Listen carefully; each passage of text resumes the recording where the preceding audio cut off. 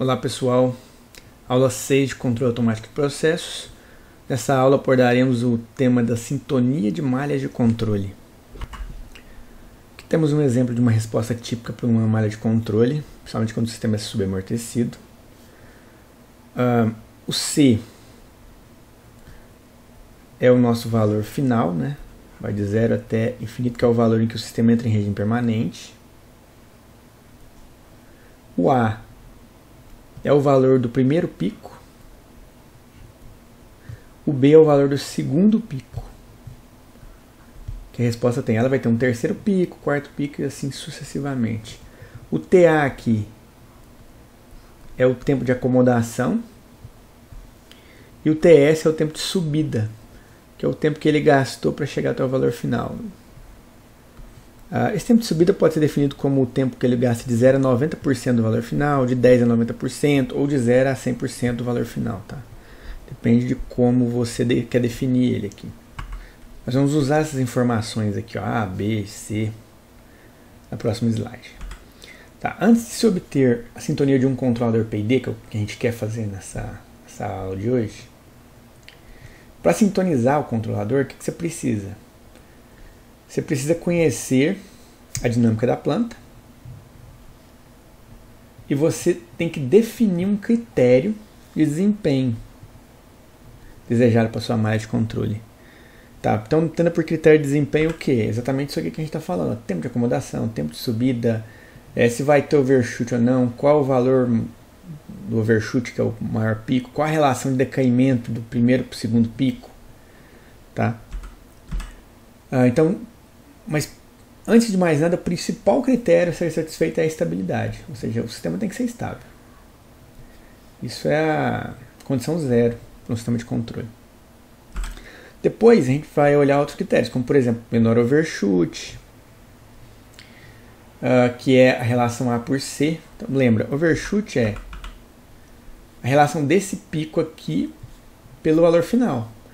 Então, por exemplo, você coloca A por C. Se aqui for 1 e aqui for 1,1, ou seja, 0,1, o A, vai dar 0,1 seu overshoot, 10% de overshoot. A menor razão de declínio, maior, desculpa. Na verdade, isso aqui dá para se discutir isso, se é melhor, é menor, maior. Mas é a relação do B pro A. Ó. Quanto você quer que esse segundo pico seja menor que o primeiro. Porque ele pode cair suavemente ou como ele pode cair mais bruscamente. Tá? A gente vai ver que a relação B por A do método Zigon-Nichols, por exemplo, é 1/4, 1/4. Então se aqui tiver 10%, aqui vai para 2,5%, o segundo pico. Ou seja, quão rápido você quer que o pico diminua as suas amplitudes. Depois, menor tempo de subida pode ser um critério seu, possível. O menor tempo de acomodação possível pode ser um critério. Mínima energia gasta para atuação lá do seu processo ou da sua variável manipulada, né? E é importante a gente utilizar um índice de desempenho para avaliar a qualidade do controle. A gente vai comentar sobre isso também. Segmento de referência é um outro critério para definir o desempenho do controle. Quero dizer, o quão bom o seu sistema é para segmento de referência. Se a sua referência está variando, ele está seguindo bem essa referência. E para rejeitar perturbação também, quão bom ele é. Então o seu controle ele tem que ser capaz de seguir referência, rejeitar perturbação. Você tem que avaliar ele através de um índice que vai dizer a qualidade do controle, talvez para gastar menos energia para a atuação do processo. Tempo de acomodação que você deseja. Tempo de subida. Razão de declínio. Overshoot. E ser estável. Então, isso aqui são os critérios aí que são interessantes que seu controle atenda. Novamente, a outra figura com a resposta de um sistema, a resposta típica, a razão de A para B, o decaimento aqui, que é a razão do decaimento, B por A. Isso é para um sistema típico. Ele vai ser bonitinho assim, seguir a referência. Agora pode acontecer, você tem um sistema desse jeito aqui, ó. Tá vendo? Ele não tá... ele vai demorar a chegar no valor de referência aqui. Ele não está oscilando em torno do valor de referência nesse caso. Observe como ele vem por baixo aqui. Aí fica difícil avaliar qual é o valor do A, porque o A, a gente pegava o pico e ia até o valor final aqui. O segundo pico é a mesma coisa. Nesse caso, como é que a gente vai fazer? A gente vai pegar um pico para um vale, vai denominar isso como A, e de outro pico para outro vale o B. E fazer o cálculo da mesma forma, da razão do decaimento. Aqui a gente tem uma resposta típica a uma perturbação, um distúrbio, né, no processo. Ele estava num ponto aqui de operação, houve um distúrbio, ele fugiu e está variando, tentando voltar. Isso é o comportamento típico, tá? O sistema oscilar até voltar ao ponto de operação que ele estava. De novo, como é que você calcula o valor do A e do B? Dessa forma, de um pico até um vale, de um pico até um vale. Também tem uma razão de decaimento aí. Já aqui, seria um comportamento não usual. Ele está em zero e ele oscila em torno do zero da referência, que não precisa ser zero, pode ser uma referência qualquer. A gente faz como a gente fez lá no caso anterior, no primeiro exemplo, para referência. Aqui nós temos alguns índices de desempenho para avaliação do sistema em malha fechada. Vou apresentar 3 desses índices, existem mais, esses são índices bastante utilizados. O IAE, que seria o Integral Absolute Error, ou erro absoluto integral, ou integral do módulo do erro, né? Então basicamente é o que? Integral literalmente do módulo do erro. A gente integra só o módulo. Por quê? Porque erros negativos cancelariam erros positivos e a gente quer, digamos assim, a energia envolvida. Então você vai pegar o módulo do erro e vai fazer a integral dele. E vai estar avaliando. Quanto maior tiver variações de erros, e quanto mais ele demorar para zerar o erro, maior será o valor do IAE. O que indica que quanto menor esse valor, melhor seria o seu controle. Tá? Ele teria um acúmulo menor de erros. Ele estaria atenuando o erro de forma mais rápida quanto menor for esse valor aqui. Temos também o ISE, integral dos erros ao quadrado, ou Integral Square Error, em que você faz a integral do erro ao quadrado. Quando você eleva o erro ao quadrado, você não tem que se preocupar com o módulo, esses já serão positivos. Então ele também tem ele tem algo equivalente com esse cara aqui, que só pega o módulo. Só que aqui o quadrado, ele penaliza muito mais o erro quanto maior for. Quanto mais distante de zero tiver o erro, mais vai ser penalizado. Então esse valor aqui vai aumentar mais rapidamente do que esse. Ele sobe com o quadrado do erro, o ISE. De novo, qual que é o objetivo de elevar ao quadrado? Você está penalizando mais ainda, o controle está penalizando mais ainda o sistema, quanto mais longe do erro zero ele tiver. O último aqui é o ITAE, que é o Integral Time Absolute Error, ou integral do módulo do erro vezes o tempo. O que mudou do primeiro, do IAE para o ITAE? A gente multiplica o tempo agora. O que significa que esse cara aqui vai ser maior, quanto mais tempo o erro persistir. Então ele está penalizando a persistência do erro. Ele quer que o erro seja atenuado o mais rápido possível. O erro demorou para ser atenuado, ele está integrando, está aumentando esse valor aqui. Então esse índice vai te falar a qualidade do sistema. Se demorar muito tempo, a qualidade está ruim do seu controle. É claro, não dá para atender todos esses critérios simultaneamente, tá? Tem um trade-off. Na prática vai existir um trade-off aí. Aqui a gente vê um mapa de sintonia para as ações proporcional e integral. Dá para ver o que? Aqui a gente tem o ganho proporcional. Então você começa com um ganho pequeno proporcional, vai descendo, você está aumentando o ganho proporcional. E aqui é o integral. Está lá, integral action, né? Quanto mais você vai para a direita, para a direita você está aumentando o ganho integral. Lembrando, ganho integral é o inverso do tau i. E aqui você está aumentando o KC quando você está descendo. Observa aqui, ó, esse minutos por repetição é o nosso TI. E small repeats per minute é o inverso do TI.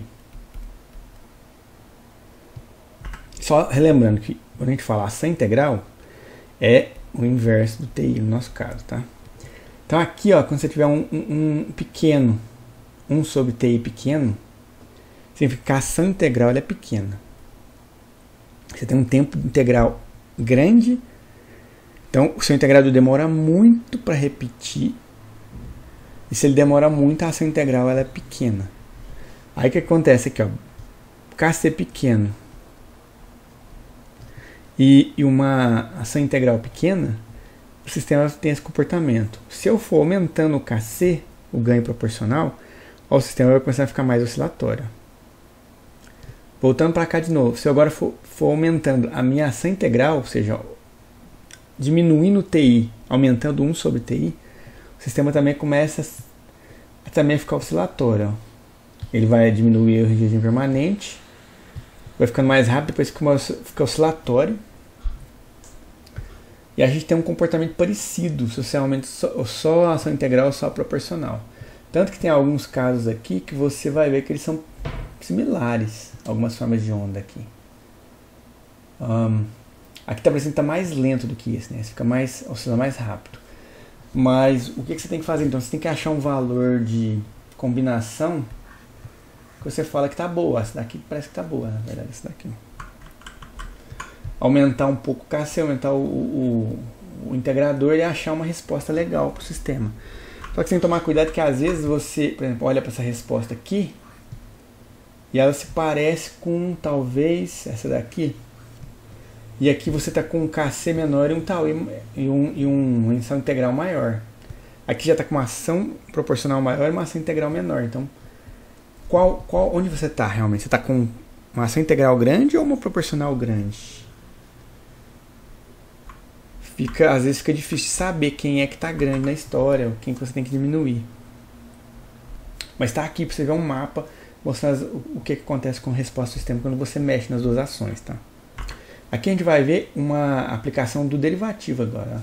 Imagina que você escolheu essa resposta aqui, ó, do sistema. Essa resposta me parece essa daqui, ó, a B3.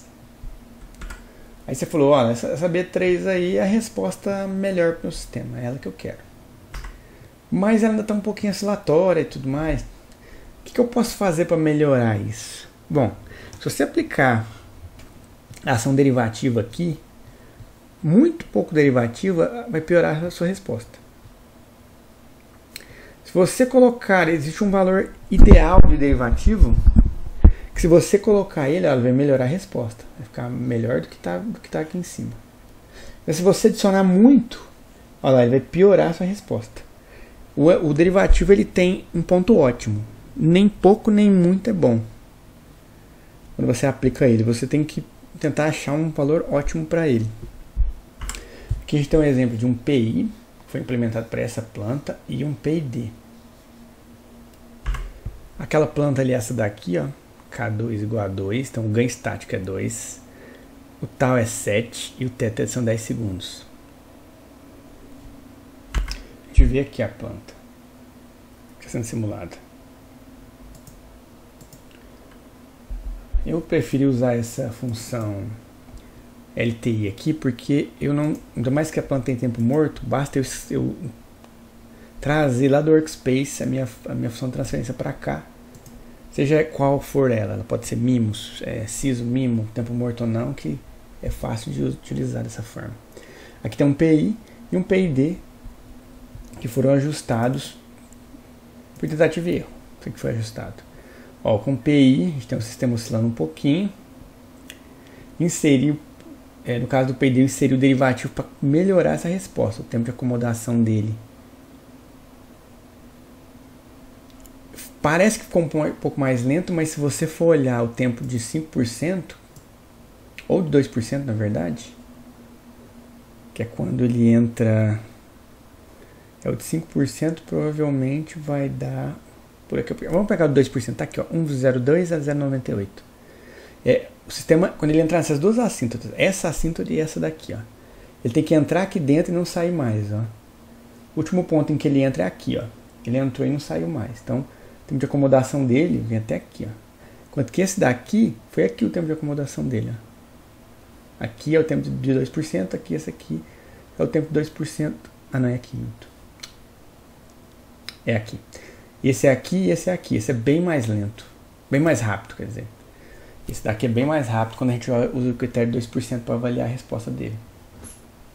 Você conseguiu isso utilizando o derivativo aqui. Dá para eu fazer aquilo que eu mostrei de ficar variando aqui os valores do proporcional e do integral. Ó. O proporcional usado foi 0,3 e o integral 10 segundos. Ó, vou colocar 1000 segundos aqui. Eu estou praticamente retirando a ação integral. Porque a ação integral vai ficar muito pequena agora. Ó, o meu sistema está aqui. Só tem proporcional. Ó, não tem compensação de erro de regime permanente. Porque o integral praticamente não existe agora. E ele tem uma pequena oscilação aqui. Vou pegar e vou diminuir esse ganho.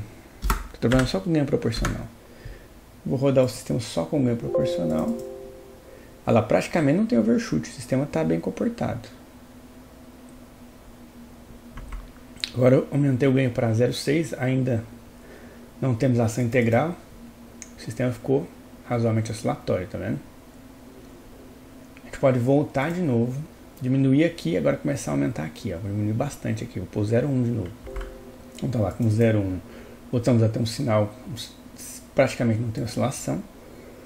Vou começar a aumentar a ação integral. Aumentar a ação integral é diminuir aqui o tempo. Integral.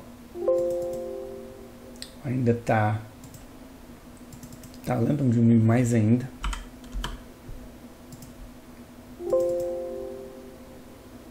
Começou a ter um overshootzinho.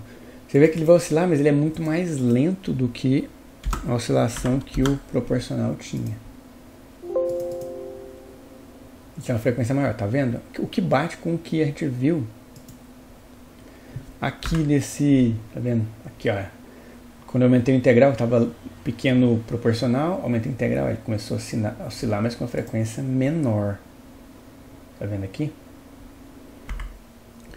Para a gente fazer ajuste do nosso compensador por tentativa e erro, sintonia por tentativa e erro, né? Trial and error, existem alguns procedimentos que a gente pode seguir para fazer isso, tá? Aqui eu vou descrever alguns procedimentos que eu tirei de um livro, mas isso pode variar de livro para livro, pode variar também dependendo do tipo de compensador que você está usando. Então esses aqui são os procedimentos, tá? Eu não vou comentar eles não, eu vou só colocar aqui.